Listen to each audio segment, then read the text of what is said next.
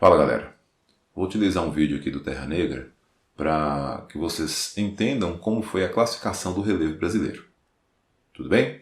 Se vocês tiverem qualquer dúvida, pode chamar aqui depois do vídeo. Valeu! O relevo brasileiro já teve várias classificações. Aqui eu peguei as três mais importantes. Desde o século XIX que o relevo brasileiro ele vem sendo classificado. Nós tivemos a primeira classificação em 1817, depois, mais para frente, uma classificação nos anos 40, 50 do século XIX. No final do século XIX, Derby fez uma classificação sobre... Até o Alexander von Humboldt chegou a classificar o relevo brasileiro sem ter colocado os pés aqui. Mas, naquele tempo, as referências eram essas e as classificações eram muito genéricas, envolvendo elementos geológicos. A primeira classificação do relevo brasileiro, com características de fato geomorfológicas, foi no ano de 49, proposta pelo professor Haroldo de Azevedo, professor lá da USP. E o Haroldo de Azevedo fez uma classificação que o critério adotado foi a altimetria. Eu vejo muita gente que às vezes está estudando fica preocupada em decorar as unidades. Se eu fosse você, eu focaria no critério adotado. Qual foi o critério do Haroldo de Azevedo? Altimetria, planalto é alto, planície é baixa. E ele foi o primeiro a usar essas expressões geomorfológicas. Planalto, planície, ele fez uma classificação bem geomorfológica. Até hoje nós temos uma herança dele, que é o famoso Planalto Central. O Planalto Central brasileiro, fruto lá da classificação do Haroldo de Azevedo.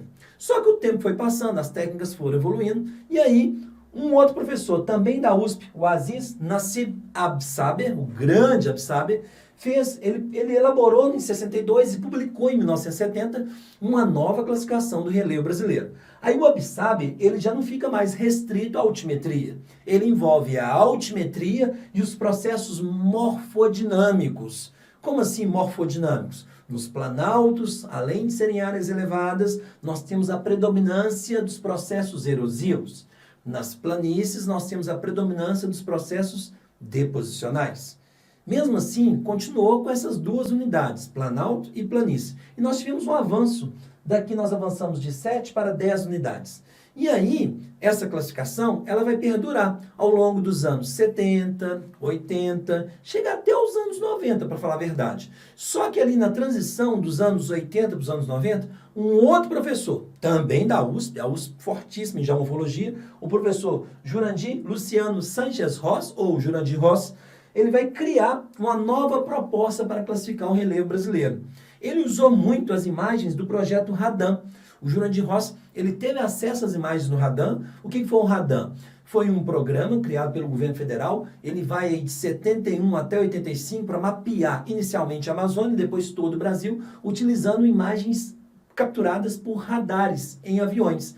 Então faz todo um levantamento do Brasil através de imagens de radar. Primeiro você tem um Radan e posteriormente um Radan Brasil. Então todo o Brasil é cartografado e a imagem de radar ela consegue mostrar de forma bem clara, bem nítida, as variações topográficas do terreno. Então o Jurandir, ele pega essas informações, mais outros estudos que o Absaber foi desenvolvendo ao longo dos anos 70, por exemplo, a noção de depressão, o Absaber já tinha desenvolvido. Ele só não tinha colocado na classificação.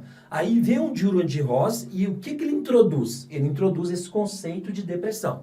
O conceito de depressão na classificação do relevo brasileiro vem com Jurandir Ross. Mas as pesquisas associadas às depressões, aí foi o Absaber. Salvo engano, 71, 72, ele já tinha essa noção de depressão. Só que a classificação dele já estava elaborada e já estava rodando pelos livros didáticos do Brasil. Bem, além de ter usado o Radan e ter incluído o conceito de depressão, o que o Jurandir traz de novidade para a gente? O Jurandir ele vai além dos processos morfodinâmicos. Ele vai adotar essas três linhas aqui, ó: morfoestrutural, morfoclimática e morfoescultural. O que é o morfoestrutural? É a estrutura geológica influenciando a forma. Então você tem planaltos sobre bacias sedimentares, planaltos sobre escudos cristalinos, maciços antigos. Então, estrutura geológica. Morfoclimática é a influência do clima atual. Planaltos sobre climas úmidos com determinados tipos de rochas vão ter uma fisionomia. Planaltos sobre climas secos, determinado tipo de rocha, outra fisionomia. E o morfoescultural é associado a clima do passado. Por exemplo, quando a gente tem os famosos peidplanos, aquelas áreas mais aplanadas no entorno dos Inselbergs, aquilo ali é uma herança de um paleoclima. Então, isso aí você tem a entrada da morfoescultura. Então, recapitulando aqui, ó, morfoestrutura, estrutura geológica, morfoclimática, influência do clima, e morfoescultural, influência de paleoclima. Com isso, com esse aumento do rigor do critério, você vai ter uma classificação bem mais elaborada.